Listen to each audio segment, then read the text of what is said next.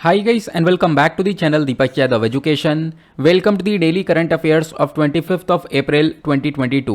तो गाइज आज है तारीख 25 अप्रैल 2022 और है मंडे। आज की तारीख से जितने भी मोस्ट इंपॉर्टेंट करंट अफेयर्स बनेंगे उन सभी करंट अफेयर्स को हम लोग डिटेल में डिस्कस करेंगे। तो चलो शुभारंभ करते हैं। बट उससे पहले गाइज अगर आप लोग को इस टॉप न्यूज़ एनालिसिस यानी TNA का PDF चाहिए तो क्या करना है, नीचे डिस्क्रिप्शन बॉक्स में आप सभी लोगों को PDF लिंक के नाम से एक लिंक मिल जाएगा। जैसे आप उस पर क्लिक करोगे ये टेलीग्राम चैनल ओपन होगा, उसको जाकर ज्वाइन कर लेना। वहाँ पे आप लोग डेली बेसिस पर इस TNA के PDF को डाउनलोड कर पाओगे। अदरवाइज इस प्रकार से आपको चैनल नहीं मिलता है तो एक और बहुत सिंपल सा तरीका है, डायरेक्टली टेलीग्राम पर जाना, सर्च बॉक्स में टाइप करना दीपक यादव एजुकेशन। आपके सामने इस प्रकार से ये 3 चैनल ओपन होंगे। एक के आगे आंसर राइटिंग लिखा है, एक के आगे UPSC लिखा है, एक के आगे कुछ नहीं लिखा। यहाँ पर भी आपको 16,000 प्लस सब्सक्राइबर्स देखने को मिल जाएंगे। तीनों को ही जाकर ज्वाइन कर लेना है, क्योंकि यहाँ पे आपको डेली बेसिस पर PDFs जैसे कि करंट अफेयर का PDF हो गया, न्यूज़पेपर का PDF हो गया, daily answer writing, important articles, तो ये सारी चीज़ें यहाँ पर आपको प्रोवाइड करवा दी जाती हैं। एट द लास्ट अगर आप लोग मुझसे कनेक्ट होना चाहते हो तो नीचे डिस्क्रिप्शन बॉक्स में मेरे इंस्टाग्राम ID का लिंक भी मिल जाएगा। वहाँ पर कनेक्ट होकर आप मुझसे अपनी क्वेरीज को पूछ सकते हो। तो स्टार्ट करेंगे डिस्कशन को। यह हमारा आज का सबसे पहला आर्टिकल एक बहुत इंपॉर्टेंट आर्टिकल है एग्जामिनेशन के पॉइंट ऑफ व्यू से। हमारे पास आज जो इश्यूज़ हैं वो बहुत ज़बरदस्त होने वाले हैं और यहाँ पर जो भी इश्यूज हम डिस्कस करेंगे उसमें से काफ़ी सारी चीज़ें निकल कर आ रही हैं जो कि हम लोग एग्जाम से डायरेक्टली रिलेट कर पाएँ। आपने देखा होगा पिछले कुछ दिनों में कुरिल आइलैंड डिस्प्यूट काफ़ी चर्चा में है, तो पूरी कहानी समझेंगे, इसका इतिहास क्या है, ये डिस्प्यूट किस चीज़ से रिलेटेड है, प्लस किस किस के बीच में देखने को मिल रहा है, इतिहास में क्या क्या हुआ है और करंट सिनेरियो क्या देखने को मिलता है, वो सारी बातें कवर करने वाले हैं। इस आर्टिकल को द हिंदू ने कवर किया। द हिंदू के साथ साथ Indian express, live bent, Hindustan times, सभी न्यूज़पेपर्स कवर कर चुके हैं। क्योंकि जापान का एक स्टेटमेंट आ चुका है। जापान ने ये बोला रशिया ने कुछ आइलैंड्स को इलीगल तरीके से होल्ड कर रखा है और वो जो इलीगल तरीके से आइलैंड को कब्जा रखा है ना, वो आइलैंड जापान को बिलोंग करते हैं, ये जापान ने बोला। तो इसी की वजह से ये आर्टिकल काफ़ी चर्चा में आ चुका है। अब ये सारी बातें जापान ने न केवल बोली हैं, ये अपने डिप्लोमेटिक ब्लू बुक के अंदर मेंशन भी करी हैं। ये क्या होता है इसको समझते हैं। देखो ये जो पूरा का पूरा मुद्दा है ये जापान और रशिया के बीच में है। कुछ आइलैंड्स को लेकर ये विवाद है, लगभग 4 आइलैंड्स को लेकर ये विवाद देखने को मिलेगा, इसके ओनरशिप को लेकर। रशिया यहाँ पर इसको इलीगल तरीके से ऑक्यूपाई कर चुका है। जापान बोलता है ये हमारे आइलैंड्स हैं, हम लोग यहाँ पर इससे इमोशनली कलेक्ट हैं, तो ये हमें मिलने चाहिए। अब इसी चीज़ को देखते हुए जापान ने अपने डिप्लोमेटिक ब्लू बुक के अंदर इसको मेंशन किया। डिप्लोमेटिक ब्लू बुक क्या है, तो बेसिकली ये जापान की, देखो हर साल एक रिपोर्ट आती है जापान की फॉरेन पॉलिसी के ऊपर और इस रिपोर्ट को पब्लिश करता है जापान का मिनिस्ट्री ऑफ फॉरेन अफेयर्स। इस रिपोर्ट को सितंबर 1957 से रेगुलरली हर साल पब्लिश किया जाता है। तो उसके अंदर इस वाले इशू को भी इन्होंने ऐड किया कि भाई यहाँ पर यह मुद्दा आइलैंड वाला भी सॉल्व होना चाहिए। अब ये जो आइलैंड वाला मुद्दा है, अब इस आइलैंड को एक नाम से जाना जाता है। देखो इसको हम लोग कुरिल आइलैंड भी बोलते हैं। जो रशिया है वो इसको कुरिल आइलैंड बोलता है, लेकिन जापान जो है इन्हीं आइलैंड को नदर्न टेरिटरीज बोलता है। ध्यान रखना है, बहुत इंपॉर्टेंट पॉइंट है। रशिया इनको कुरिल आइलैंड बोलता है, जापान इनको नदर्न टेरिटरीज बोलता है। अब बिल्कुल सिमिलर प्रकार का जो ये डिस्प्यूट है जैसे रशिया जापान के बीच में हो रहा है, बिल्कुल ऐसा ही डिस्प्यूट जापान और साउथ कोरिया के बीच में भी होता है। चलो मैं आपको थोड़ा सा मैप के माध्यम से दिखाता हूँ ताकि चीज़ें और क्रिस्टल क्लियर हो पाएँ। इस वाले मैप को देखो, यहाँ पर आपको ऊपर रशिया की टेरिटरी देखने को मिल जाएगी, ये पूरा का पूरा रशिया हो गया। नीचे आपको यहाँ पर ये जापान देखने को मिलेगा। अब इधर आपको साउथ कोरिया भी देखने को मिलेगा। अब मैं साउथ कोरिया क्यों दिखा रहा हूँ अभी बताऊँगा। फिलहाल अभी हम लोग कुरिल आइलैंड की बात करें तो आपने ये जापान देखा, जापान के ऊपर ये पूरा का पूरा रशिया हुआ, इधर ये रशिया हुआ है ना। अब ये जो आइलैंड है ये बेसिकली कुरिल आइलैंड है। इस वाले आइलैंड को लेकर, इस वाले लैंड के पीस को लेकर डिस्प्यूट चलता है। रशिया क्लेम करता है ये मेरा हिस्सा है, रशिया ने इसको इलीगल तरीके से ऑक्यूपाई कर रखा है। जापान कहता है कि भाई यहाँ पर ये जो है हमारा हिस्सा है, हम लोग इससे इमोशनली अटैच हैं और ये हमारे पास आना चाहिए। क्लियर हुआ। तो कुरिल आइलैंड की लोकेशन आपने देख ली। इसी के बारे में चर्चा करेंगे, इसका इतिहास समझेंगे, कैसे डिस्प्यूट स्टार्ट हुआ, क्या कोई सोल्यूशन नहीं आया, अगर करंट सिनेरियो क्या चलता है, वो सब हम लोग यहाँ पे बात करने वाले हैं। मैं अभी आपको ओवरव्यू दे रहा हूँ कि मुद्दा क्या चल रहा है। क्लियर हुआ। फिर उसके बाद यहाँ पर आप देख पाओगे जैसा मैंने बोला कि बिल्कुल सिमिलर प्रकार का जो डिस्प्यूट है वो जापान और साउथ कोरिया के बीच में भी देखने को मिलता है। अब जापान इधर हो गया, साउथ कोरिया इधर हो गया, इन दोनों के बीच में भी एक छोटा सा आइलैंड आता है जिसका नाम है दोगदो या फिर ताकेशिमा। तो इस आइलैंड को लेकर भी विवाद रहता है।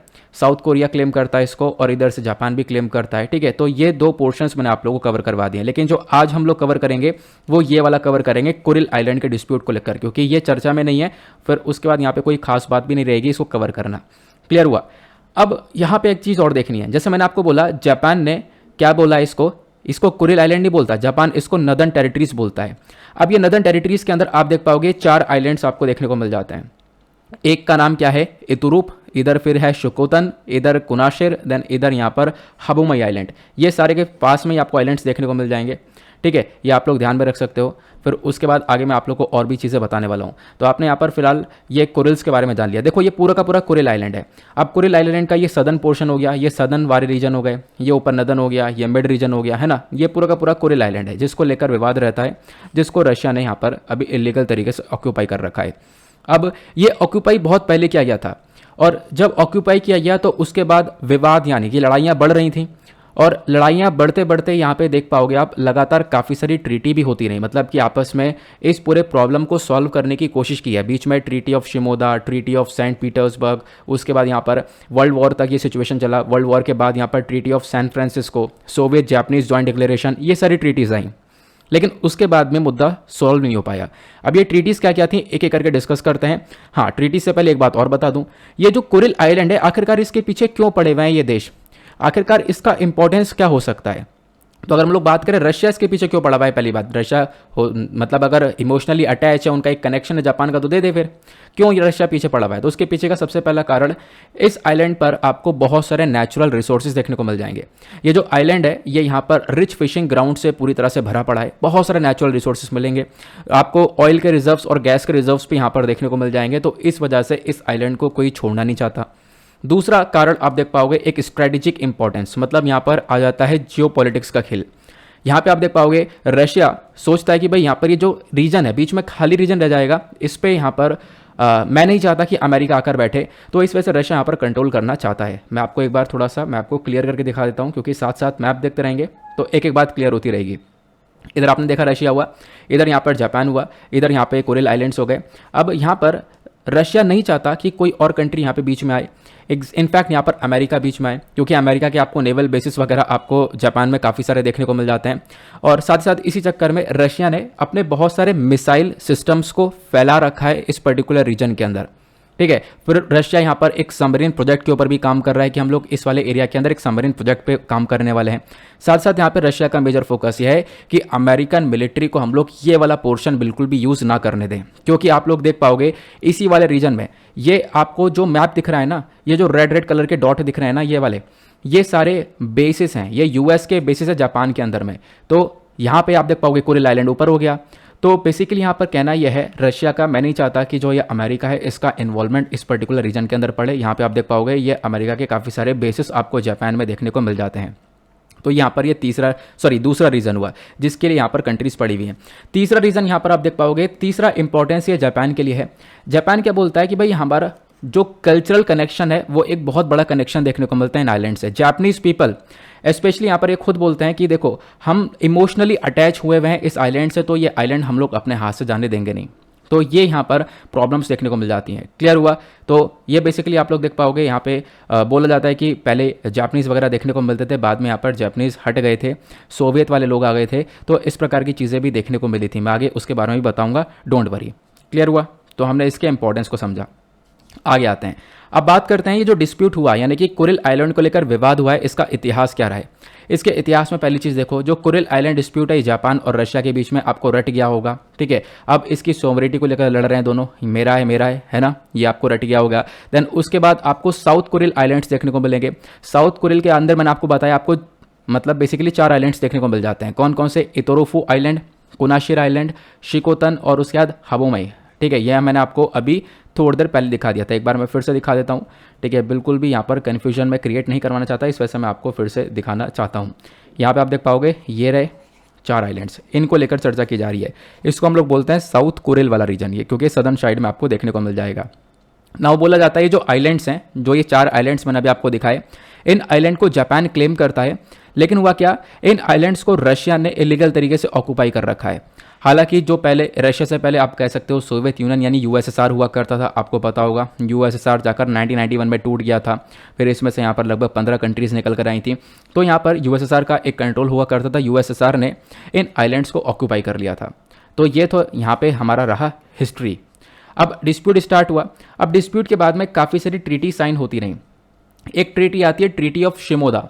1855 के अंदर जापान और रशिया दोनों मिलकर एक ट्रीटी करते हैं जिसका नाम है ट्रीटी ऑफ शिमोदा।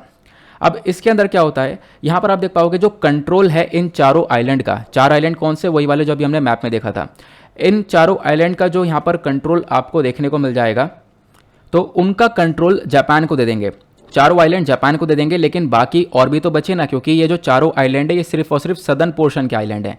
क्योंकि अभी मैंने आपको दिखाया जो एक सेकंड एक आगे भी मैंने मैप लगा रखा है सिमिलर मैप, यहाँ पे जो कुरिल आइलैंड्स हैं ये तो पूरा हिस्सा हो गया, इसके यहाँ पे जो चार आइलैंड्स हैं ये जापान को दे देंगे, बाकी सारा यहाँ पर ये रशिया रख लेगा। इस प्रकार की यहाँ पर ट्रीटी हो रही थी। ठीक है, ये यहाँ पर ट्रीटी आपको समझ में आई कि ट्रीटी ऑफ शिमोदा के अंदर क्या हुआ, 1855 में ट्रीटी हुई थी। उसके बाद अलग अलग ट्रीटीज़ आप देख पाओगे ये होती रही थी। ठीक है, एक ट्रीटी के अंदर सब कुछ देने के बारे में चर्चा किया गया, लेकिन फिर बाद में रिजेक्ट हो गया। आगे समझेंगे धीरे धीरे करके, पहले हमने अभी एक ट्रीटी को समझा, एक बेसिक से समझा है। ठीक है, स्टार्ट हो चुका था बातचीत होना, ट्रीटी ऑफ शिमोदा आपने समझ लिया। अब जो दूसरी ट्रीटी आती है वो है ट्रीटी ऑफ सेंट पीटर्सबर्ग, ये 1875 के अंदर होता है। अब इस ट्रीटी के अंदर क्या होता है, दोनों कंट्रीज मिलकर साइन करते हैं, 1875 में साइन होती है। रशिया यहाँ पे बोलता है जो ये कुरिल आइलैंड है ये जापान को दे देंगे, ठीक है, लेकिन उसके बदले में हम लोग एक और आइलैंड है साखालिन आइलैंड है, इसको हम लोग लेंगे जापान से, ये यहाँ पर बोला गया।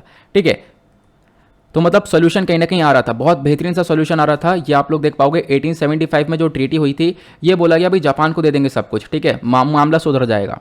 लेकिन होता क्या है, ऐसा होता नहीं है, सिर्फ ट्रीटी के अंदर बातचीत हुई, लेकिन देख पाओगे क्या हुआ, ये जो आइलैंड है ये सोवियत यूनियन वापस से कब्जा लेता है वर्ल्ड वॉर के एंड के समय पर। जो वर्ल्ड वॉर 2 था हमारा, इसके एंड वाले टाइम पर जो सोवियत यूनियन है इन मतलब एरिया को पहले तो दे देता है, लेकिन वापस से फिर ले लेता है, वापस से उनको कब्जा लेता है। तो ये 1855 की ट्रीटी आप लोग देख पाओगे। जो ट्रीटी ऑफ शिमोदा है ये 1855 में हुई थी, और 1875 में ट्रीटी ऑफ सेंट पीटर्सबर्ग हुई थी, जिसके बारे में मैंने आपको बताया। यहाँ पे रशिया ने बोला कि भाई यहाँ तक के कुरिल आइलैंड है, सारे आइलैंड रख लो अपने पास, लेकिन ये वाला जो आइलैंड है सखदिल वाला, ये वाला हमें दे दो। तो ये डील हो चुकी थी। लेकिन क्या हुआ, बाद में वर्ल्ड वॉर के टाइम पर, वर्ल्ड वॉर 2 के एंड के टाइम पर ये सारा एरिया वापस से रशिया ने कब्जा लिया। तो अब बात फिर से बिगड़ गई है। एक और अग्रीमेंट देख पाओगे, तो तीसरा अग्रीमेंट होता है जिसका नाम है याल्टा अग्रीमेंट, 1945 में अग्रीमेंट होता है। 1945 में जो याल्टा एग्रीमेंट है इसके बेसिस पर अब कुछ आइलैंड्स होते हैं जो कि सोवियत यूनियन को दिए जाते हैं, और यहाँ पे क्या होता है जो जापानीज पॉपुलेशन रह रही होती है उन वाले आइलैंड के आसपास, उनको रिप्लेस कर जाता है सोवियट्स के थ्रू। मतलब कि अब यहाँ पर जो ये आइलैंड्स थे, यहाँ पर आप देख पाओगे ये सोवियत वाले लोग रहने लगे थे, और यहाँ से जापानीज को लोगों को रिप्लेस कर दिया था। मतलब अपना दबदबा और जमाने लगा रशिया यहाँ पर, एग्जैक्टली जो सोवियत यूनियन था उसने और अपने पैर पसार लिए उस आइलैंड के ऊपर। ठीक है, फिर उसके बाद तीसरा ट्रीटी होती है, सॉरी नेक्स्ट ट्रीटी होती है, तीसरी नहीं है, ये अगली ट्रीटी है। यहाँ पे बात की गई है सैन फ्रांसिस्को पीस ट्रीटी, ये 1951 में होती है। यहाँ पे आप देख पाओगे अब जो ये वाली ट्रीटी काफ़ी खतरनाक है। इस ट्रीटी को साइन किया गया, एक तरफ एलाइज थे और दूसरी तरफ जापान था। 1951 में ट्रीटी साइन की गई। यहाँ पे बोला गया जो जापान है, जापान को अपने ये आइलैंड छोड़ देने चाहिए, अपने सारे जो राइट्स हैं, टाइटल है, जो भी यहाँ पर सब कुछ क्लेम करता है कुरिल आइलैंड्स को, वो सब छोड़ दो, अब यहाँ पर अब आगे मत बढ़ो, इसको गिव अप कर दो। ठीक है, लेकिन यहाँ पर जापान से ये भी देखने को मिलेगा, जापान ये भी बोलता है कि चलो ठीक है, अगर हम लोग क्लेम नहीं करेंगे तो हम यहाँ पर सोवियत यूनियन को भी क्लेम नहीं करने देंगे। ठीक है, अगर हमारा नहीं है तो यहाँ पर वो दूसरा यानी रशिया का भी टेरिटरी, यानी सोवियत यूनियन का जो पहले सोवियत यूनियन हुआ करता था उसका भी वो टेरिटरी हम लोग एज अ टेरिटरी रिकग्नाइज नहीं करेंगे। अगर हमें नहीं मिल रही है तो हम लोग ऐसा नहीं मानेंगे कि हाँ वो रशिया ने कब्जा लिया या रशिया के पास है, हम लोग अपनी ही टेरिटरी उसको मानने वाले हैं। क्लियर हुआ? तो वर्ल्ड वॉर 2 के टाइम पे ये हुआ था। तो वर्ल्ड वॉर 2 में मैंने आपको बताया ना, जापान और एलाइज के बीच में ये साइन हुआ था ट्रीटी। एलाइज क्या क्या थे, तो आप देख पाओगे वर्ल्ड वॉर 2 के अंदर एक तरफ एक्सिस पावर्स थी जहाँ पे जर्मनी, इटली, जापान था। एलाइज के अंदर France, great Britain, US, Soviet union, और उसके बाद यहाँ पर थोड़ा बहुत रोल चाइना का भी आपको देखने को मिल जाएगा। तो यहाँ पर एक तरफ एलाइज थे, दूसरी तरफ जापान, इनके बीच में ट्रीटी हो चुकी थी। क्लियर हुआ? तो इसमें भी कोई सोल्यूशन निकल कर नहीं आया, आप लोग देख पा रहे होंगे। यहाँ पे बात और बिगड़ चुकी है। देन उसके बाद एक और ट्रीटी होती है। अब 1956 के अंदर ये ट्रीटी होती है Japan and Soviet joint declaration के नाम से। 1956 के अंदर जो डिप्लोमेटिक टाइज होते हैं जापान और रशिया के बीच में, वो थोड़े से सुधरने लगते हैं, क्योंकि इससे पहले तो खराब थे, लेकिन अब थोड़े से सुधरने लगते हैं क्योंकि यहाँ पे बातचीत होती है दोनों देशों के बीच में। और इस पर्टिकुलर टाइम पर जो रशिया है वो यहाँ पे एक ऑफर देता है किसको, जापान को, कि यहाँ पे जो 4 आइलैंड है इसमें से 2 आइलैंड आपको हम लोग दे देंगे। ठीक है, तो जापान को ऑफर दिया भाई 4 आइलैंड के लिए लड़ रहे हो ना, तो उसमें से 2 आइलैंड ले लो। लेकिन ये क्या होता है, ये जापान इस ऑफर को रिजेक्ट कर देता है। जापान बोलता है कि भाई ये बहुत कम एरिया हमारे पास आएगा, हालांकि एरिया हमारा पूरा है। तो ये भी ट्रीटी फेल मार जाती है, इसको जापान रिजेक्ट कर देता है। क्लियर हुआ। इसको हम लोग जापान रशियन ट्रीटी के नाम से जानते हैं। 1956 की ट्रीटी आपको देखने को मिल जाएगी। तो ये आपने देखा कितनी सारी ट्रीटी को लेकर चर्चा की गई, अलग अलग बार यहाँ पर रिजोल्यूशन लेकर आने की कोशिश की गई, लेकिन कोई भी सॉल्यूशन ऐसा नहीं आया। अब बात करते हैं आज के टाइम पर करंट सिनेरियो क्या देखने को मिलता है। देखो यहाँ पे बताया गया भाई लगातार झड़ी लग गई एग्रीमेंट्स के, लेकिन उसके बावजूद भी जो डिस्प्यूट है दोनों कंट्रीज़ के बीच में वो अभी भी जारी हैं। जापान अभी भी क्लेम करता है कि भाई हमारे ऐतिहासिक राइट्स हैं, ये जो आइलैंड्स हैं ये हमारे हैं, हमारा इस पर क्लेम है बहुत लंबे समय पहले से ही। और सोवियत यूनियन ने यानी रशिया ने या फिर सोवियत यूनियन आप कह सकते हो, जो पहले सोवियत यूनियन हुआ करता था, उसने यहाँ पर कब्जा लिया है। तो जापान आज के टाइम पर भी उन टेरिटरीज़ को क्लेम करता है। 2018 के अंदर क्या हुआ, जो रशियन प्रेसिडेंट है और जापानीज प्राइम मिनिस्टर हैं ये दोनों आपस में मिलते हैं। एक ईस्ट एशिया समिट के अंदर यहाँ पर डिस्कशन चलता है, समिट होता है, वहाँ पे बातचीत की जाती है और ये दोनों मिलकर डिसाइड करते हैं कि फाइनली अब ये जो विवाद है ना दोनों कंट्रीज़ के बीच का, उस विवाद को हम लोग ख़त्म कर देंगे, एंड कर देंगे। तो जापानीज प्राइम मिनिस्टर ने अग्री कर लिया था, चलो आओ बैठकर बातचीत करते हैं, निगोशिएट करते हैं। ये सब कुछ यहाँ पर चल रहा था धीरे धीरे। लेकिन हुआ क्या, रशिया ने यहाँ पर एक काम कर दिया, मैं आपको बताऊँगा वो। लेकिन उससे पहले मैंने भी आपको क्या बताया, मैंने आपको ये बताया कि दोनों कंट्रीज मिलकर बातचीत कर रही थी और जापान रेडी हो चुका था। जापान बोला था चलो सही है, जो 1956 वाला जो लास्ट वाला एग्रीमेंट है जहाँ पर रशिया हम लोग को 2 आइलैंड्स दे रहा था 4 में से, चलो इसको अपना लेते हैं, मतलब कि 2 आइलैंड मिल रहे हैं ना, उसको ले लेते हैं। जापान ने डिसाइड किया चलो भाई कुछ नहीं तो 2 आइलैंड आ रहे हैं, ले लो। लेकिन क्या हुआ, रशिया ने बाद में इसको इंडिकेट किया कि भाई यहाँ पर हमने कुछ भी मेंशन नहीं किया कि हम लोग कौन सा वाला आइलैंड दे रहे हैं, ठीक है, कुछ भी क्लैरिफाई नहीं है। देन उसके बाद यहाँ पर आप कह सकते हो कि रशिया ने मेंशन किया, उस समय मेंशन नहीं किया था कि कौन से आइलैंड के ऊपर किसका कंट्रोल रहेगा, ठीक है, ये भी यहाँ पर कोई भी चीज़ें क्लियर नहीं हो पाई थी। फिर उसके बाद यहाँ पे क्या हुआ, मामला आप कह सकते हो वहाँ पे भी सॉल्व नहीं हो पाया। फिर 2019 के अंदर क्या हुआ, जो जापानीज प्राइम मिनिस्टर थे इन्होंने यहाँ पर क्लियर किया कि भाई अब देखो हम लोग बिल्कुल भी इस चीज़ को सपोर्ट नहीं करने वाले हैं और यहाँ पर हम लोग अब इस आइलैंड के लिए लड़ेंगे, क्योंकि ये जो आइलैंड है ये हमारा हिस्सा है, हमारे कंट्री का, क्योंकि कोई भी सोल्यूशन निकल नहीं रहा है। कभी ये राजी हो रहा है तो दूसरी तरफ से कोई प्रॉब्लम आ जा रही है, कभी एक राजी हो रहा है तो दूसरी तरफ से प्रॉब्लम आ जा रही है। तो यहाँ पर जापान ने बिलीव किया कि भाई अब ये देखो टेरिटरी तो हमारी है और जापान इसको मेंशन करता है कि भाई ये हमारा हिस्सा है और ये जो इशू है इसको रिजॉल्व करना चाहिए। तो जापान का मकसद यह है कि जो ये टेरिटरीज़ हैं ये जापान को वापस से मिल जाए। तो करंट सिनेरियो ये देखने को मिलेगा।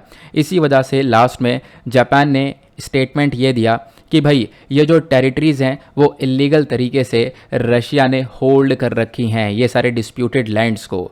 ये यहाँ पे आपको समझ में आ जाना चाहिए। आई होप आपको एक एक बात बहुत अच्छे से क्लियर हो चुकी है। कुरिल आइलैंड के बारे में सारी इन्फॉर्मेशन मिल चुकी है, क्या विवाद है वो भी आपको क्लियर हो चुका है। चलो आगे बढ़ते हैं अगले आर्टिकल पर, लेकिन उससे पहले आपको काफ़ी कुछ सीखने को मिला है, कुछ नया सीखने को मिला है तो फटाफट वीडियो पर जो लाइक का बटन है उसको दबा देना और आप लोग सपोर्ट कर सकते हो। हमारा टारगेट हमेशा की तरह 2K प्लस लाइक्स का रहता है, आज भी है। अगला आर्टिकल, नेक्स्ट आर्टिकल भी ज़बरदस्त होने वाला है। आज यहाँ पर भी बहुत सारी इन्फॉर्मेशन आपको मिलने वाली है। इंडिया के नॉर्थ ईस्टर्न स्टेट्स के बारे में काफ़ी कुछ आप लोग जानोगे, ऐतिहासिक चीज़ें जानोगे, प्लस करंट सिनेरियो, प्लस आगे हम लोग कैसे काम करने वाले हैं वो भी मैं आपको बताऊँगा। चर्चा क्या हो रही है, नागा सीज फायर को एक्सटेंड कर दिया गया है।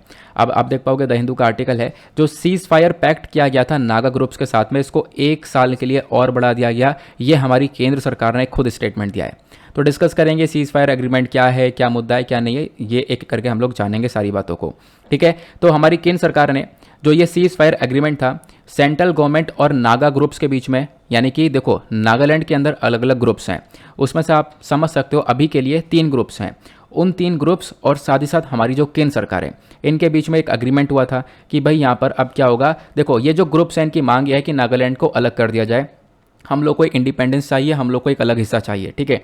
अब क्या हुआ, हमने इनको समझाया, इनके साथ एग्रीमेंट किया। अब एग्रीमेंट करने के बाद यहाँ पर ये शांत हुए।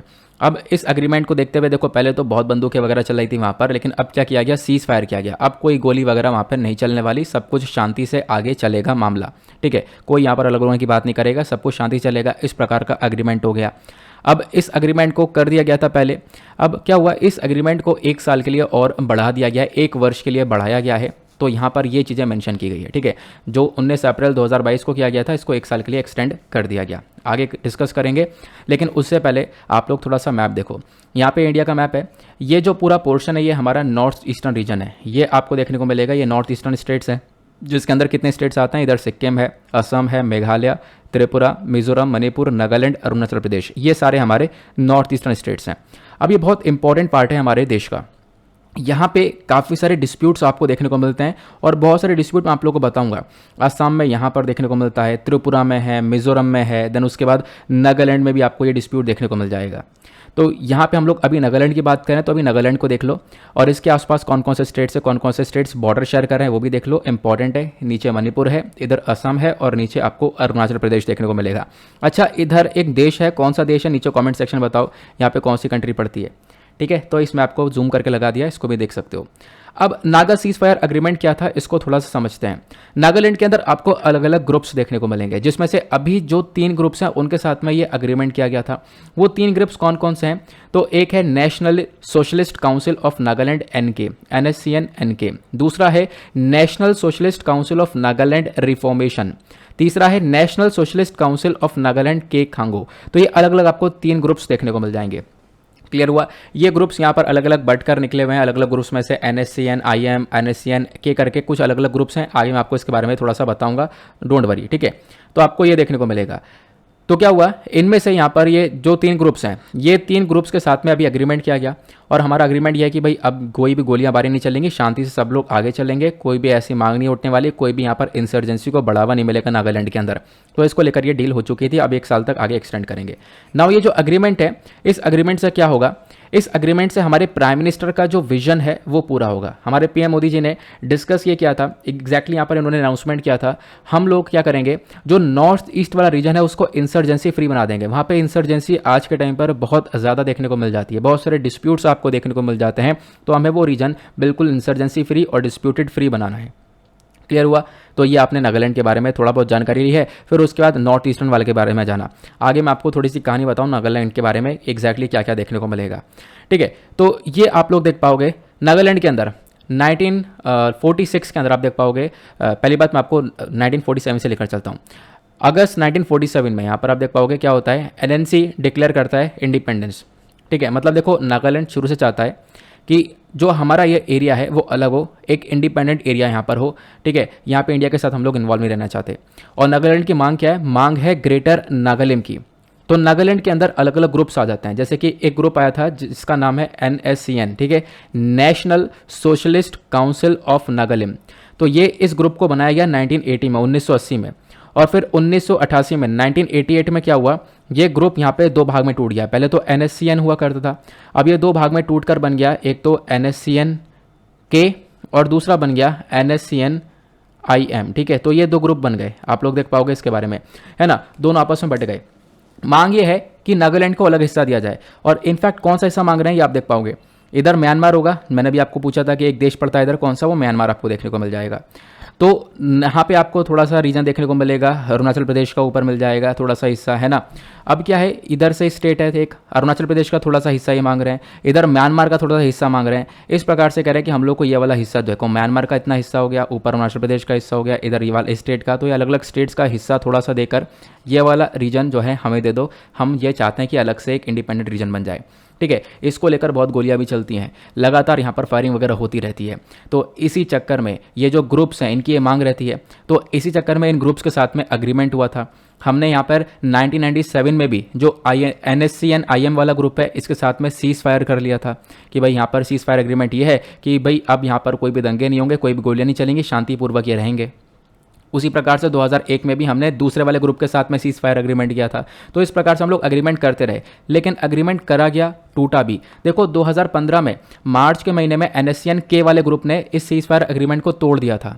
ठीक है, गोलियां वगैरह फिर से चलने लगी, फिर से यहाँ पर बवाल उठने लगा कि हमें अलग से एरिया चाहिए। तो ये विवाद जो है लगातार उठता रहता है। तो अभी जो फाइनली एक और सीज फायर एग्रीमेंट हुआ है, मैंने आपको बताया जो भी 3 ग्रुप्स थे जो मांग उठा रहे थे इसकी, उनके साथ में एग्रीमेंट हुआ। अब वो क्या होगा, वो एग्रीमेंट हम लोग आगे चलाने वाले 1 साल के लिए। क्लियर हुआ? आई होप आप लोग एक एक बात काफ़ी अच्छे से समझ चुके हो। इसी चक्कर में जो इंसर्जेंसी लगातार बढ़ रही थी, इसी चक्कर में आपको बताऊंगा अफ्स्पा एक्ट को हम लोग लेकर आए थे, है ना, armed forces special power act. ठीक है, इसको लेकर आए थे 1958 के अंदर। फिर उसके बाद हम लोगों ने इसको लागू करना चालू किया नॉर्थ ईस्टर्न रीजन के अंदर में। तो नागालैंड की ये थी कहानी। 1826 से क्या हुआ, जो ब्रिटिशर्स हैं, और मैं आपको थोड़ा पिछला बताता हूँ, 1826 में जो ब्रिटिशर्स हैं उन्होंने यहाँ पर असम को कब्जाया। ठीक है। उसमें से यहाँ पर नागा हिल को क्रिएट किया, ये आप लोग देख पाओगे। उसके बाद यहाँ पे आप देख पाओगे 1918 में 1980 में क्या हुआ, नागा क्लब का फॉर्मेशन हुआ, नागा क्लब बना। इनकी अपनी यहाँ पे डिमांड कर रहे थे हमें एक अलग से ऑटोनॉमी चाहिए, ठीक है, अलग से अपनी यहाँ पर गवर्नमेंट चलानी है उन्हें, इस प्रकार की डिमांड रही। फिर 1946 के अंदर आप देख पाओगे एक व्यक्ति एजेड फिजो ने यहाँ पर ये ग्रुप बनाया था, कौन सा वाला, नागा नेशनल काउंसिल को, जो कि यहाँ पर नागालैंड की इंडिपेंडेंस की मांग करता था कि नागालैंड को आज़ाद किया जाए। फिर 1963 के अंदर नागालैंड का जो स्टेट है, इन्होंने यहाँ पर अपनी ऑटोनॉमी फॉर्म करी, ठीक है, ऑटोनॉमी यहाँ पर बनाई, अपनी आप सरकार चलाना चाहते थे। उसके बाद आप देख पाओगे 1975 के अंदर यहाँ पे काफ़ी सारे अग्रीमेंट भी देखने को मिलते हैं। एक अकॉर्ड किया जाता है एनएनएससी का, ठीक है, कि भाई यहाँ पर ये लोग अपने हथियार वगैरह गिरा देंगे, मतलब हथियार छोड़ देंगे, और ये जो मांग वगैरह है इसको हटाएंगे। सरकार जो हमारी करंट सरकार है, सेंट्रल गवर्नमेंट, वो उनकी मदद करेगी और चीज़ों को रिजॉल्व किया जाएगा, ठीक है। इस ग्रुप के साथ यहाँ पे बातचीत होती है, लेकिन आप कह सकते हो ये तो एक एनएनएससी ग्रुप था, ये टूट जाता है दूसरे ग्रुप के अंदर, क्योंकि इसमें से कुछ लोग मान जाते हैं, कुछ लोग नहीं मानते हैं, इस वजह से विवाद यहाँ पे बढ़ता रहता है। क्लियर हुआ।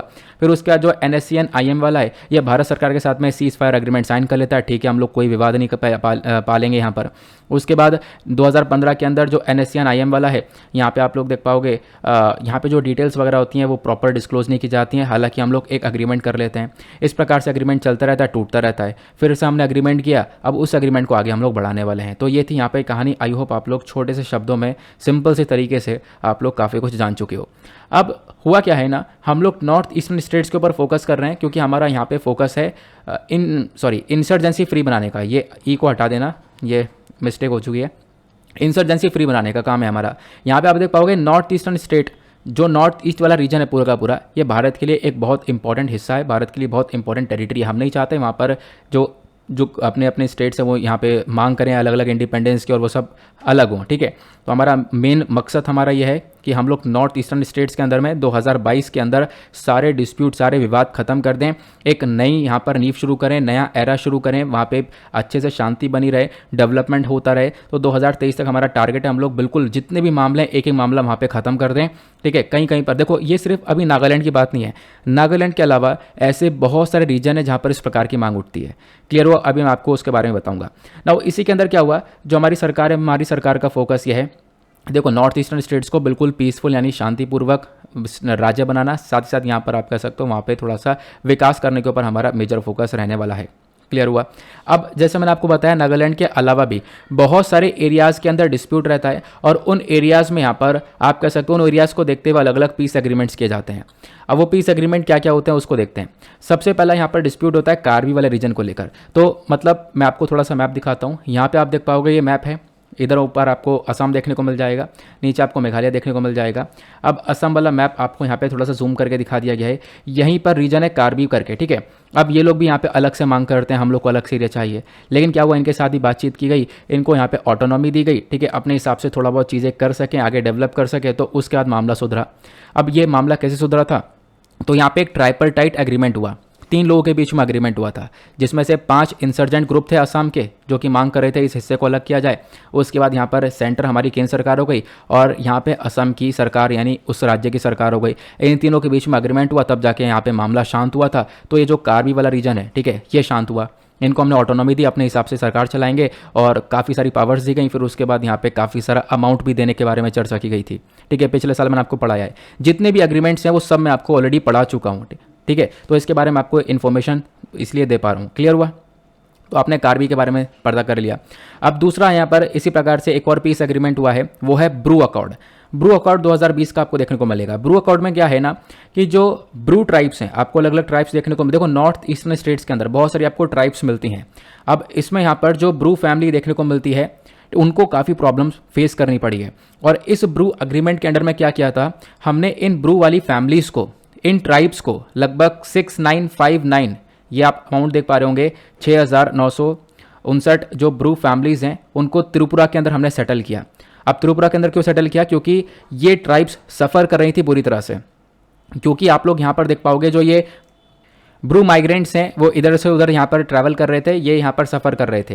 तो आप देख पाओगे जो ब्रू माइग्रेंट्स है, ये यहाँ पे ये मैप है, नॉर्थ ईस्टर्न वाला, ये नीचे वाला हिस्से की बात हो रही है। कौन से वाले रीजन की? त्रिपुरा वाले रीजन की, जैसे मैंने आपको बताया त्रिपुरा के अंदर सेटल किया गया। तो यहाँ से ब्रू माइग्रेंट्स निकले थे मिजोरम के इस वाले हिस्से से, मिजोरम के ये 3 हिस्से से, कोलासिब, ममित और इधर लुंगली। तो ये 3 हिस्से आपको देखने को मिलेंगे। यहाँ से ब्रू ट्राइब्स को जो यहाँ पे बहुत सारी प्रॉब्लम ये फेस कर रहे थे, ठीक है, इनके साथ सही से यहाँ पर व्यवहार नहीं हो पा रहा था, तो इनके लिए हमने रेफ्यूजी कैंप्स को बनाया, त्रिपुरा के अंदर इनको सेटल किया, ठीक है। तो इनको अलग से सेटल किया गया, इनका अलग से यहाँ पर ख्याल रखा गया है। तो बेसिकली यहाँ पर ये अकॉर्ड भी साइन किया गया था, इस अकॉर्ड के साथ मतलब अग्रीमेंट किया, वहाँ पे इस प्रकार से हमने शांति को बनाया, क्योंकि हमारा मेजर मकसद क्या है? नॉर्थ ईस्टर्न स्टेट्स के अंदर प्रॉपर शांति को बनाना। उसके बाद तीसरा अग्रीमेंट आता है बोडो पीस अकॉर्ड, ठीक है। अब 2020 में हमारी जो सरकार है और साथ साथ गवर्नमेंट ऑफ असम है, ये यहाँ पर बोडो वाले रीजन को भी लेकर, खासकर बोडोलैंड वाले रीजन को लेकर भी यहाँ पर एक अग्रीमेंट करती है। अब ये क्या है? तो आप कहोगे इतने सारे विवाद हो रहे हैं, बिल्कुल ऐसा ही है। यहाँ पे आप देख पाओगे बोडो वाला रीजन कौन सा है? वो असम का ये वाला रीजन देखने को मिलेगा, ये बोडोलैंड कहलाता है। तो इसको भी अलग करने की मांग चली, ठीक है, कि ये वाला रीजन भी हम अलग से चाहिए। तो क्या हुआ? सरकार ने बातचीत करी, हमारी सेंट्रल गवर्नमेंट ने यहाँ पर अच्छे से बातचीत करी, असम की सरकार आई और फिर यहाँ के लोग हुए, डिस्कशन किया, इनको ऑटोनॉमी दी गई, अपने हिसाब से यहाँ पर ये लोग सरकार को चला पाएंगे। कुछ अमाउंट यहाँ पर सरकार ने अनाउंस किया इनके लिए। उसके बाद यहाँ पे मामला सुधरा, देन उसके बाद यहाँ पे आप कह सकते हो इसी अकॉर्ड को हम लोग बोलते हैं बोडो पीस अकॉर्ड। ये मैंने आपको मोटा मोटा बताया, इसके बारे में अगर डिटेल पढ़ेंगे ना तो और भी बहुत सारी इन्फॉर्मेशन है, क्योंकि अभी हम नागालैंड के बारे में पढ़ रहे हैं, तो मैंने उसके बारे में तो काफ़ी इन्फॉर्मेशन दे दी है। अभी यहाँ पर इन अग्रीमेंट्स के बारे में भी आप लोग को बता रहा हूँ, ताकि आप लोग पूरे के पूरे नॉर्थ ईस्टर्न स्टेट्स के बारे में अच्छे से सारी जानकारी को ले पाओ। क्लियर हुआ? तो मैं आपको एक बार और छोटा सा मैप दिखा देता हूँ। तो हमने कहाँ की बात करी है? इधर मिजोरम त्रिपुरा की, ठीक है। त्रिपुरा के अंदर ब्रू अकॉर्ड को, जो ब्रू ट्राइब्स है उनको सेटल किया गया। उसके बाद यहाँ पर असम के अंदर जो आप कह सकते हो एंग्लो वाला रीजन आपको देखने को मिल जाएगा, ठीक है, उस वाले रीजन को सेटल किया गया, कार्बी एंग्लोंग वाला रीजन जो है। फिर उसके बाद यहाँ पर आपको बोडोलैंड को लेकर देखने को मिलेगा विवाद। इधर नागालैंड के बारे में जाना, तो यहाँ पे आप देख पाओगे इन एरियाज़ के लिए अलग अलग हम लोगों ने पीस अग्रीमेंट कर रखे हैं। क्लियर हुआ? फिर उसके बाद ये बोडो अकॉर्ड के बाद यहाँ पे तीसरा अग्रीमेंट है, कौन सा? वो है नागालैंड के साथ में। तो वो तो हम लोग ऑलरेडी कर चुके हैं, इसको तो हम लोग ऑलरेडी पढ़ चुके हैं, तो इसमें कोई खास बात आपको नई नहीं देखने को मिलेगी। क्लियर हुआ? तो ये सारी इन्फॉर्मेशन आपको मिल चुकी है। अब एक और बहुत इंपॉर्टेंट पॉइंट आता है, आप बहुत ध्यान से सुनना, काफ़ी सारी इंपॉर्टेंट इन्फॉर्मेशन है। देखो नॉर्थ ईस्ट इंडिया के अंदर जो हमारा नॉर्थ ईस्टर्न स्टेट्स आपको देखने को मिलेंगे, वहाँ पे अलग अलग प्रकार के कॉन्फ्लिक्ट हैं। वो कॉन्फ्लिक्ट कौन कौन से प्रकार के हैं, प्लस उनके साथ साथ मैं आपको एग्जाम्पल्स के थ्रू समझाने वाला हूँ। सबसे पहला कॉन्फ्लिक्ट आता है नेशनल कॉन्फ्लिक्ट। नेशनल कॉन्फ्लिक्ट के अंदर एक सेपरेट नेशन की मांग की जाती है, जैसे नागालैंड के थ्रू मैंने आपको बताया नागा इंसर्जेंसी आपको देखने को मिलेगी। नागा इंसर्जेंसी बढ़ी, ये लोग यहाँ पर एक इंडिपेंडेंट एरिया मांगते हैं। ग्रेटर नागालैंड और नागालैंड की मांग की जाती है। ग्रेटर नागालैंड मैंने आपको बता दिया, ये वाला हिस्सा जिसमें यहाँ पर थोड़ा सा हिस्सा मिजोरम का, थोड़ा सा हिस्सा त्रिपुरा का, देन उसके बाद यहाँ पर आप देख पाओगे असम का थोड़ा हिस्सा, देन उसके बाद यहाँ पर ये म्यांमार का थोड़ा हिस्सा मांगते हैं, और ये वाला रीजन हमें अलग से दे दो। तो इसी को हम लोग ग्रेटर नागालैंड बोलते हैं, ये इनका विजन रहा है, ठीक है। तो एक कॉन्फ्लिक्ट नॉर्थ ईस्ट इंडिया के अंदर नेशनल कॉन्फ्लिक्ट रहा, मतलब एक सेपरेट नेशन की मांग रही है। क्लियर हुआ? दूसरे प्रकार का जो कॉन्फ्लिक्ट है वो एथनिक कॉन्फ्लिक्ट देखने को मिलेगा, लोगों के बीच में विवाद क्रिएट हुआ है। क्योंकि यहाँ पे क्या हुआ, देखो बहुत सारे जो ट्राइब्स हैं, बहुत सारे लोग हैं, आपने देखा होगा इंडिया के अंदर माइग्रेशन बहुत ज़्यादा हुआ है। बहुत सारे लोग, मैं आपको समझाता हूँ थोड़ा सा, ये वॉर हुई थी, ठीक है, 1971 की लिबरेशन वॉर आपको पता होगी। लेकिन उससे भी पहले की कहानी अगर हम लोग देखें, देखो एक टाइम पे आपको ये वाला ईस्ट पाकिस्तान देखने को मिलता था, ये तो वेस्ट पाकिस्तान था, ये ईस्ट पाकिस्तान हुआ करता था। लेकिन 1971 में वॉर होती है, ठीक है। अब ये वॉर के बाद में ये वाला जो रीजन है ये अलग हो जाता है, इसको फिर हम लोग बांग्लादेश के नाम से जानते हैं, ठीक है, ये आप लोग को ध्यान रखना है। अब जब बांग्लादेश बना, इस वॉर के टाइम पे हालात जो है बहुत ख़राब थे। अब हालात बहुत ख़राब थे तो लोग यहाँ से निकल रहे थे, लोग माइग्रेट कर रहे थे, इंडिया आ रहे थे। जैसे आज के टाइम पर श्रीलंका में हालात बहुत ख़राब हैं, तो लोग माइग्रेट करके किधर आ रहे हैं, भारत के अंदर आ रहे हैं। इसी प्रकार से यहाँ पर क्या हुआ, यहाँ से निकलकर लोग किधर गए, इधर की साइड में नॉर्थ ईस्टर्न स्टेट्स में पहुँच रहे थे, ठीक है। तो यहाँ पे आप देख पाओगे इसकी वजह से क्या हुआ, माइग्रेशन जो है बहुत बढ़ चुका था। ऐसे ही त्रिपुरा के अंदर देखने को मिला, और लगातार माइग्रेशन इतना बढ़ता रहा, बाहर के लोग इसमें मतलब त्रिपुरा में आते रहे, जिसकी वजह से त्रिपुरा का पूरा डेमोग्राफिक स्टेटस बिगड़ गया। मतलब इसके अंदर एक चेंज आ गया, पॉपुलेशन के अंदर एक बहुत बड़ा बदलाव हुआ है 1947 से। और वो बदलाव के पीछे का रीजन है मास माइग्रेशन। लगातार बहुत सारे लोग यहाँ पर त्रिपुरा के अंदर आए हैं। हालांकि वो ट्राइबल वाले लोगों के लिए जगह थी, वहाँ पे अच्छे खासे ट्राइब्स रहा करते थे, बट क्या हुआ, majority of Bengali speaking people आने लगे, ठीक है। वहाँ पे क्या हुआ, वो ट्राइबल वाले एरिया को रिप्लेस करते गए। उसकी वजह से ट्राइबल्स लोगों को काफ़ी परेशानियाँ हुई। वो लोग यहाँ पर क्या कर गए, वो यहाँ पे जंगलों की तरफ आगे बढ़ गए। तो ये क्या था, यहाँ पे टेंशन्स बढ़ रहे। तो इसी को हम लोग बोलते हैं एथनिक कॉन्फ्लिक्ट। तो ये आप देख पाओगे ट्राइबल ग्रुप्स में, और दूसरी तरफ यहाँ पर जो दूसरे ग्रुप्स हैं उनके बीच में एक कॉन्फ्लिक्ट सा बढ़ चुका था। और ये एक डेटा आप देख पाओगे, यहाँ पे बताया गया त्रिपुरा के अंदर जो माइग्रेंट्स हैं उनकी एंट्री कितनी बड़ी है। 1947 में 8,000 के आसपास आए माइग्रेंट्स, 1949 में 1.05 लाख के आसपास, देन 1951 में 1,84,000। देन यहाँ पे आप देख पाओगे लगातार जो है माइग्रेंट्स बढ़ते रहे। क्लियर हुआ त्रिपुरा के अंदर, ये आप लोगों को ध्यान रखना है। बाकी आप लोग त्रिपुरा का लोकेशन देख सकते हो, ये हम लोगों ने देख ही लिया है। असम और मिज़ोरम स्टेट यहाँ पर आप देख पाओगे इसके साथ में जो है बॉर्डर को शेयर करते हैं। आगे बढ़ते हैं, और यहाँ पे बांग्लादेश भी बॉर्डर को शेयर करता है। तो यहाँ से भी बहुत सारे लोग जो है त्रिपुरा में पहुँचे, जिसकी वजह से यहाँ पे खुद के ट्राइब्स को काफ़ी बड़ी परेशानियाँ फेस करनी पड़ी। इसको हम लोग बोलते हैं एथनिक कॉन्फ्लिक्ट। दूसरा पॉइंट क्लियर हुआ। अब तीसरे पॉइंट पर आप देख पाओगे एक और बहुत सारे कारण देखने को मिलते हैं, जैसे कि नॉर्थ ईस्टर्न रीजन के अंदर ये हमने दो प्रकार के कॉन्फ्लिक्ट पढ़े, एक नेशनल कॉन्फ्लिक्ट, एक एथनिक कॉन्फ्लिक्ट। और दूसरे कारण क्या क्या है यहाँ पर, एक देखने को मिलेगा आतंकवाद, स्पॉन्सर टेररिज्म भी बहुत ज़्यादा है। प्लस यहाँ पे आप देख पाओगे लगातार माइग्रेंट्स वाली प्रॉब्लम देखने को मिलेगी, क्योंकि अलग अलग बॉर्डर से लोग जो है इधर से उधर माइग्रेट करते हैं। तो ये प्रॉब्लम भी अपने आप में एक बहुत बड़ी प्रॉब्लम है। देन उसके बाद यहाँ पे बताया गया कि आप देख पाओगे इकोनॉमिक सोर्सेज की बहुत ज़्यादा कमी देखने को मिल जाएगी, ठीक है, जिसकी वजह से बहुत सारे क्लैशेस आपस में होते रहते हैं। एग्जाम्पल दिया गया असम का, एग्जाम्पल असम का ले तो असम के अंदर भी आपको एथनिक कॉन्फ्लिक्ट देखने को मिलेगा। हुआ क्या है, असम के अंदर आप देख पाओगे जो बहुत सारे फॉरेनर्स हैं वो लगातार असम के अंदर घुसते हुए चले गए, ठीक है, जिसकी वजह से यहाँ पर क्या हुआ, जो लोग हैं खासकर वो यहाँ पे सफ़र करने लगे। असम के जो लोकल लोग हैं वो सफ़र करने लगे, बांग्लादेश से लोग यहाँ पर एंटर करने लगे असम के अंदर में, जिसकी वजह से रिसेंटली यहाँ पर आपको पता होगा सिटीजनशिप अमेंडमेंट एक्ट 2019 को लाया गया, नेशनल रजिस्टर ऑफ सिटीजन्स को लेकर आया गया। इसको लेकर बहुत बवाल चला, टेंशन्स बहुत क्रिएट हुई असम के अंदर में।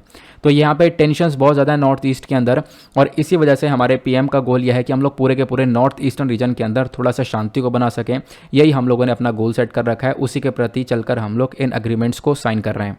अब नॉर्थ ईस्टर्न रीजन के अंदर शांति बनाने के लिए कुछ और प्रकार के सॉल्यूशंस भी हो सकते हैं, जैसे कि पहला सॉल्यूशन क्या हो सकता है, सिक्योरिटी फोर्सेस को वहाँ की और ज़्यादा मजबूत कर देना, पुलिस के एक्शन को और ज़्यादा स्ट्रेंथन कर देना। साथ ही साथ यहाँ पे मेंशन किया गया लोकल बेसिस पर ऑटोनॉमी और देना, लोगों को यहाँ पर अपनी ऊपर चॉइस देना। एग्जैक्टली हमारे संविधान में पार्ट 21 के अंदर मेंशन्ड है कि भाई इनको स्पेशल प्रोविजंस दिए जाते हैं, ठीक है, स्पेशल प्रोविजन दिए जाते हैं छठे शेड्यूल के अंदर कि अपने हिसाब से अपनी सरकार को चला सकते हैं, ऑटोनॉमी लोकल ऑटोनॉमी बना सकते हैं, इनको कुछ पावर्स दी जा सकती हैं। तो वो ये काम हम लोग कर सकते हैं, और यही काम कर करके हमने बहुत सारे जो भी डिस्प्यूट है वो उसको ख़त्म किया है, ठीक है, ऑटोनॉमी दे देकर। देन उसके बाद अगला सॉल्यूशन आपको देखने को मिलेगा इंसर्जेंट्स ग्रुप के साथ में, जैसे हमने नागालैंड के काफ़ी सारे ग्रुप्स हो इनके साथ बातचीत करी है, ठीक है, अलग अलग ग्रुप्स के साथ में बातचीत करना, ये एक सोल्यूशन हो सकता है। देन उसके बाद यहाँ पे लास्ट सोल्यूशन है डेवलपमेंटल एक्टिविटीज़ को बढ़ाओ, ठीक है, इकोनॉमिक पैकेजेस यहाँ के लिए अनाउंस करो, क्योंकि आज के टाइम पर पैसों की बहुत बड़ी कमी आपको इस पर्टिकुलर रीजन के अंदर देखने को मिल जाती है। इकोनॉमिक को लेकर काफ़ी सारी प्रॉब्लम्स देखने को मिलती हैं, तो उसके प्रति आप लोग काफ़ी सारी एक्टिविटीज़ चला सकते हो, एक स्पेशल इकोनॉमिक पैकेज इस वाले रीजन के लिए अनाउंस कर सकते हो। क्लियर हुआ? आगे बढ़ते हैं अगले आर्टिकल पर। नेक्स्ट आर्टिकल बहुत इंपॉर्टेंट होने वाला है, यहाँ पर भी आप लोग काफ़ी सारी नई बातें सीखने वाले हो। जीएस पेपर 3 एनवायरमेंट से इस आर्टिकल को रिलेट कर पाओगे। सीवीड फार्मिंग क्या होती है इसको हम लोग थोड़ा सा डिस्कस करेंगे, ठीक है। ये पीआईबी का आर्टिकल है, इंपॉर्टेंट आर्टिकल है। हुआ क्या है, इशू क्या है, इसको समझते हैं basic. Ministry of fisheries, animal husbandry और डेयरिंग ने यहाँ पे सेटअप कर दिया है एक सीवीड पार्क। ये बोल रहे हैं कि हम लोग एक सीवीड पार्क बनाएंगे, कहाँ पे, तमिलनाडु के अंदर, ताकि जो वहाँ के फिशरमैन मछुआरे हैं उनकी ज़िंदगी के अंदर एक और बहुत बड़ा सुधार देखने को मिले, इंप्रूवमेंट देखने को मिले। तो जो सीवीड है, सीवीड की फार्मिंग होती है, इस प्रकार से आप देख पाओगे समुद्र के अंदर इसको उगाया जाता है। इसके बहुत सारे फ़ायदे हैं, इनफैक्ट हमारी इकोनॉमी के अंदर भी इसका एक बहुत बड़ा कंट्रीब्यूशन है। वो सब क्या है इसको डिस्कस करते हैं।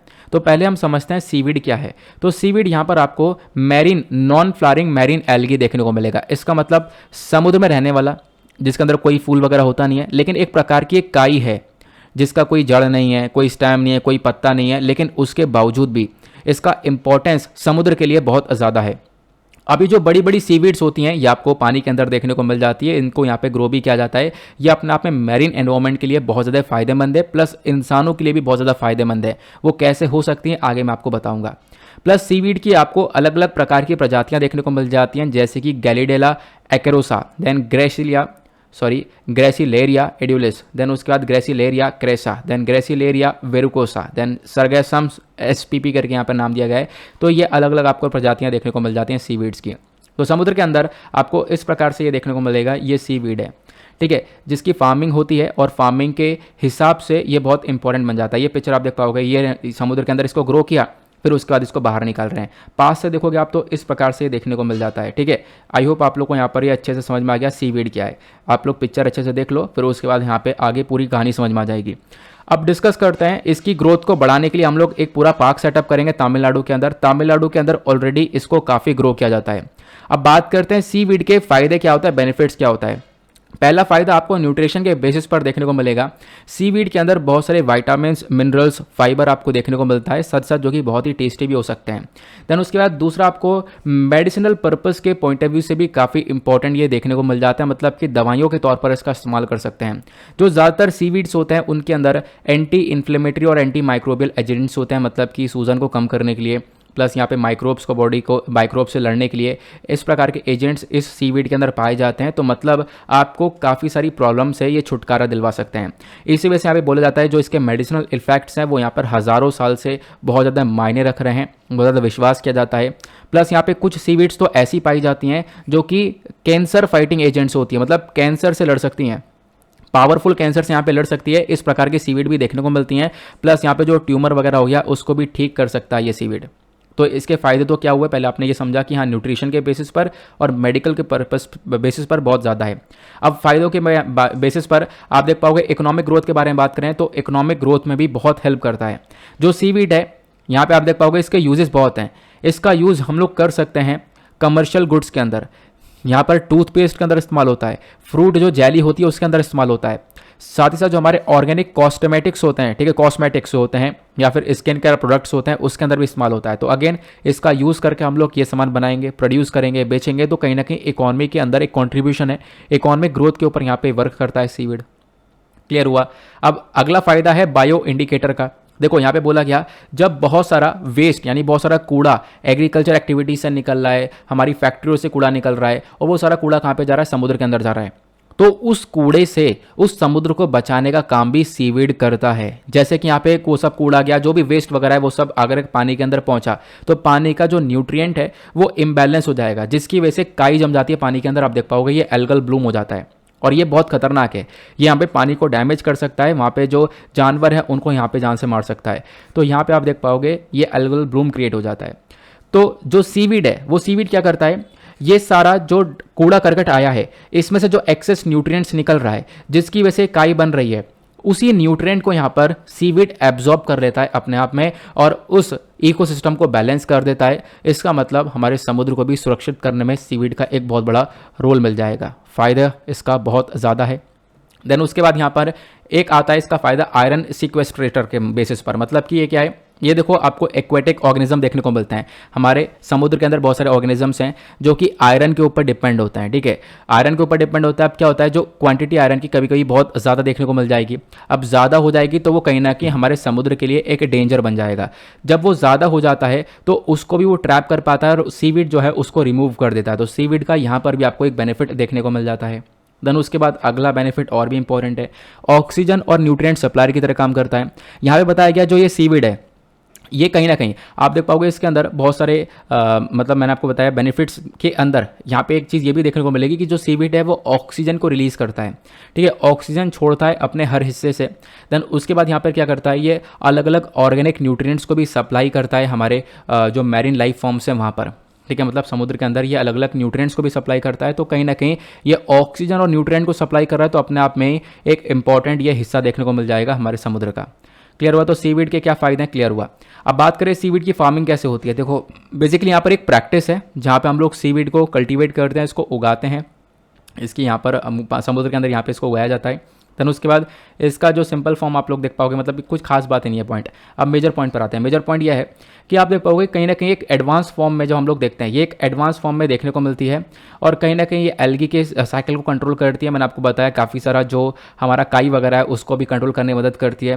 देन उसके बाद जो ये सीवीड है, सीवीड आपको तमिलनाडु, गुजरात के कोस्ट पर, लक्षद्वीप और अंडमान निकोबार आइलैंड पर सबसे ज़्यादा देखने को मिलता है, ठीक है। तो इन एरियाज़ में सबसे ज़्यादा सीवीड पाया जाता है। अब इसकी इंपॉर्टेंस क्या हो सकती है, ठीक है, ये हम लोग को किस प्रकार से और भी ज़्यादा इंपॉर्टेंस प्रोवाइड करवाएगा, इसको डिस्कस करते हैं, ठीक है। पहला पॉइंट, जो ये सीवीड है, अगर हम लोग देखें, अगर हम लोग सीवीड को 10 मिलियन हेक्टेयर की ज़मीन पर कल्टीवेट करें, 10 मिलियन हेक्टेयर की ज़मीन पर ये हम लोग सीवीड को उगाते हैं, तो कहीं ना कहीं 50 मिलियन लोगों को जॉब मिलेगी। ठीक है, 1 मिलियन के अंदर 10 लाख लोग हुए, 50 मिलियन के आसपास लोगों को जॉब मिलती हुई नजर आएगी, मेंशन किया गया। प्लस उसके बाद यहाँ पर आप देख पाओगे इसका इंपॉर्टेंस ये भी है कि एक सीवीड इंडस्ट्री बनती हुई नजर आएगी कंट्री के अंदर। वो इंडस्ट्री बनेगी, वो इंडस्ट्री डेवलप होगी, उसका भी एक बहुत बड़ा रोल देखने को मिलेगा हमारी इकॉनमी के अंदर। देन उसके बाद एम्प्लॉयमेंट जनरेशन होगा, सीवीड को निकालेंगे, उसके काफ़ी सारे यूज़ है, हमने उसको डिस्कस किया, मेडिसिन पर्पस पे यूज़ है, अलग अलग प्रकार के यूज़ देखने को मिलते हैं। तो कहीं ना कहीं वो हमारे जीडीपी के अंदर, ग्रॉस डोमेस्टिक प्रोडक्ट के अंदर कंट्रीब्यूट करेगा। फिर यहाँ पे मेंशन किया गया ओशन की प्रोडक्टिविटी को यहाँ पर वो इंक्रीज़ करेगा, ये इसका इंपॉर्टेंस है।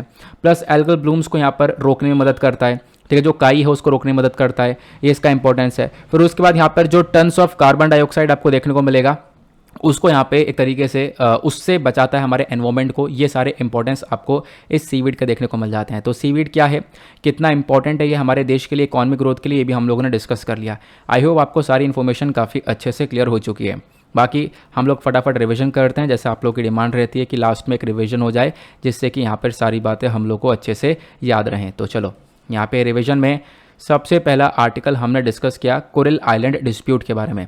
तो कोरल आइलैंड डिस्प्यूट क्यों है चर्चा में, क्योंकि जापान ने यहाँ पर बोला है कि भाई यहाँ पर एक डिस्प्यूटेड आइलैंड है जिसको यहाँ पर रशिया इलीगल तरीके से होल्ड कर रहा है, ठीक है, और वो आइलैंड हम लोग को वापस से चाहिए। तो कोरल आइलैंड यहाँ पे रशिया इसको कोरल बोलता है, बाकी जापान इसको नदर्न टेरिटरीज बोलता है, आपको पता चल चुका है। तो ये कोरल आइलैंड कहाँ पे लोकेटेड है, ये हमने इसकी लोकेशन देखी। देन सिमिलर प्रकार का एक डिस्प्यूट आपको जापान और साउथ कोरिया में भी देखने को मिलता है। वहाँ पे वो जो डिस्प्यूट है वो दो आइलैंड को लेकर है। बाकी रशिया जापान के बीच में काफ़ी सारे डिस्कशन हुए, मैंने आपको बताया अलग अलग ट्रीटी हुई, ठीक है, ट्रीटी ऑफ शिम्बोदा, देन उसके बाद ट्रीटी ऑफ सैन फ्रांसिस्को, अलग अलग ट्रीटीज़ हुई। लेकिन एट द लास्ट आप देख पाओगे किसी भी ट्रीटी का कोई भी प्रॉपर सोल्यूशन निकल कर नहीं आ पाया है, ठीक है। फिर उसके बाद हमने डिस्कस किया है जो रीजन है इसका अपने आप में बहुत इंपॉर्टेंस है भाई, यहाँ पे काफ़ी सारे नेचुरल रिसोर्सेज हैं, प्लस जियो पॉलिटिकल बेसिस पर काफ़ी इंपॉर्टेंट, रशिया नहीं चाहता यहाँ पर अमेरिका आगे बढ़े, ठीक है, रशिया अपना इन्वॉल्वमेंट यहाँ पर चाहता है पूरी तरह से। फिर उसके बाद हमने कोरल आइलैंड का इतिहास देखा, भाई यहाँ पर इतिहास काफ़ी लंबा पुराना आपको देखने को मिल जाएगा। कोरल आइलैंड के अंदर जो सदर्न पोर्शन है वहाँ पर आपको 4 आइलैंड्स देखने को मिलेंगे, उस 4 आइलैंड को रशिया ने इलीगल तरीके से ऑक्यूपाई कर लिया, ये हमने डिस्कस किया। फिर ये ट्रीटी के बारे में एक एक करके हमने सारी ट्रीटी को कवर किया। वर्ल्ड वॉर 2 तक कहानी चलती है, उसके बाद आज तक ये डिस्प्यूट रिजॉल्व नहीं हो पाए। काफ़ी बार कोशिश की तो गई दोनों के थ्रू, लेकिन उस कोशिश को यहाँ पर इंप्लीमेंट नहीं कर पाए। करंट टाइम पे भी यहाँ पर विवाद चलता ही रहा है, और जापान मेंशन करता है कि भाई यहाँ पर देखो ये डिस्प्यूट को रिजॉल्व करना चाहिए, ठीक है। इसका मकसद है जापान का कि हम लोग इस मुद्दे को सुलझाएं, ठीक है, और यहाँ पे टेरिटरी हमारी जो है वो वापस से मिले, क्योंकि हम लोग यहाँ पर उस टेरिटरी से इमोशनली अटैच हैं। फिर उसके बाद हमने अगले आर्टिकल में डिस्कस किया नागा सीज फायर के बारे में। तो नागा सीज फायर को अभी बढ़ा दिया गया। तो केंद्र सरकार ने जो यहाँ पर नागालैंड के जो नागा ग्रुप्स हैं इनके साथ में जो एक अग्रीमेंट किया था, उस अग्रीमेंट को अभी 1 साल के लिए एक्सटेंड कर दिया गया है।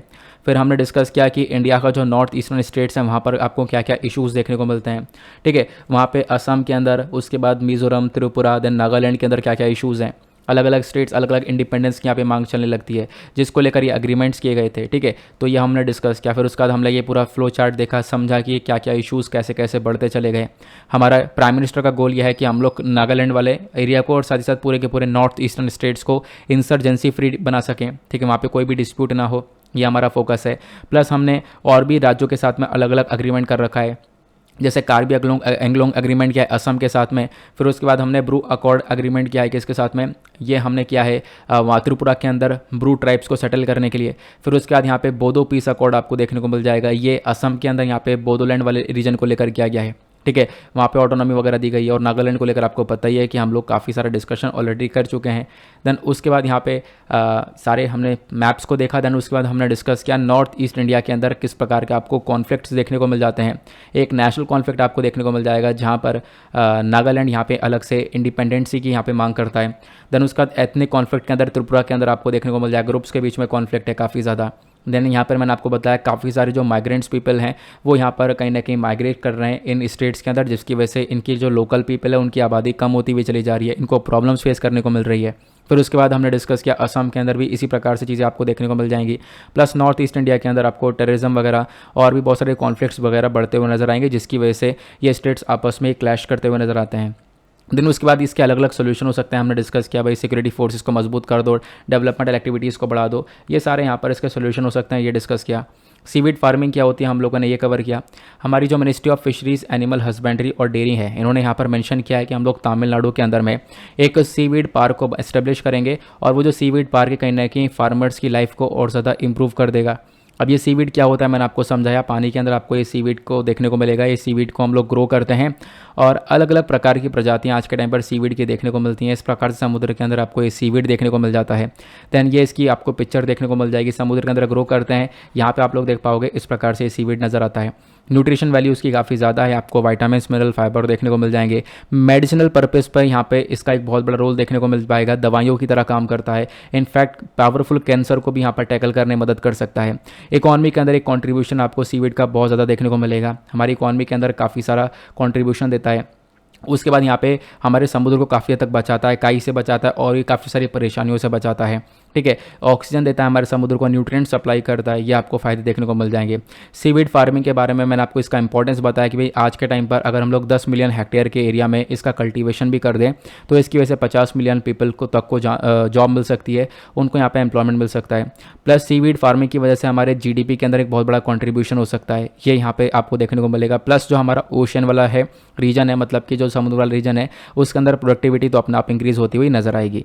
आई होप आप लोग को ये सारी बातें अच्छे से क्लियर हो चुकी हैं ना। इसी के साथ करते हैं हम लोग अपने लेक्चर को समाप्त। मिलते हैं आप लोगों से नेक्स्ट वीडियो में। आज के लिए bye bye, have a nice day, thank you and जय हिंद।